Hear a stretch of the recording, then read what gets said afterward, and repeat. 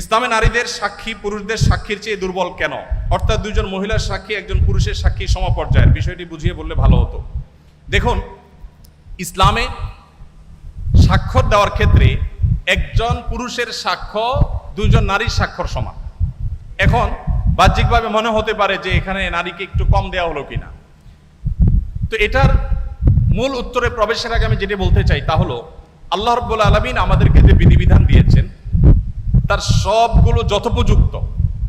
আল্লাহর বিধানের কোনোটার উপযুক্ততা যথার্থতা যদি আমার বুঝে না আসে, তাহলে বুঝতে হবে এটা আমার সীমাবদ্ধতা। এটা আমার সীমাবদ্ধতা। আমি সৃষ্টি হয়ে স্রষ্টার সকল আদেশ নিষেধের তাত্ত্বিক তাৎপর্য এবং তার যৌক্তিক দিক এটা আমার উদ্ধার করতে পারাটা আবশ্যক নয়, বরং যুক্তির দাবি হলো আমি সৃষ্টি হয়ে স্রষ্টার সব আদেশ নিষেধের যথার্থতা আমার বুঝে আসবে না, এ না আসাটাই বরং স্বাভাবিক।